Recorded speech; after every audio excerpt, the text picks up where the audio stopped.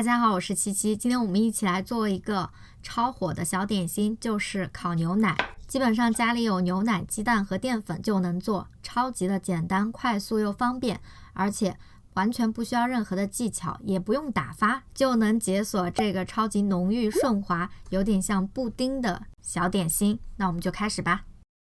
先来分离蛋清和蛋黄。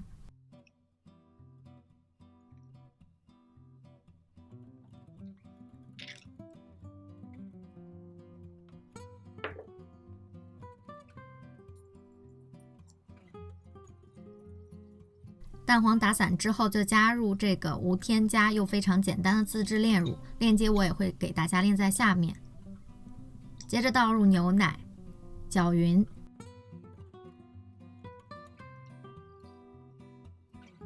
加入玉米淀粉之后搅匀，在加热之前把它搅匀的话呢，它就不会那么容易形成一些结块。接着就保持小火，慢慢的加热，在加热的过程当中，可以不时的进行搅拌，防止结块。有结块的话呢，我这里也分享一个小秘诀，就是用刮铲不断的按压，并且呢可以适当的离火，等到面糊都顺滑之后，再继续加热，这样就不会有那种大规模的结块了。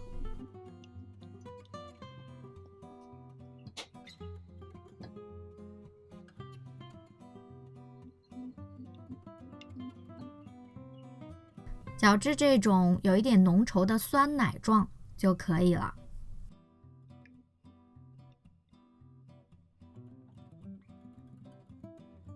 接着就放入冰箱去冷藏至少3个小时，让它定型。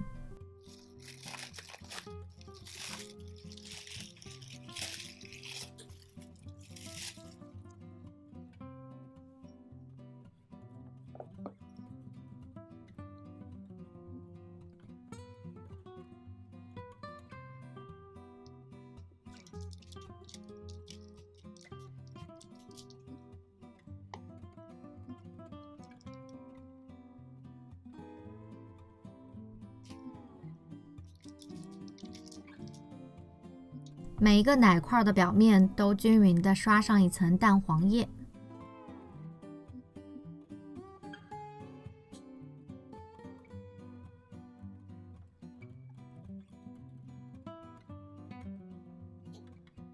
接着就放入预热好的烤箱，上下火，大概200到210摄氏度左右，烤个15分钟。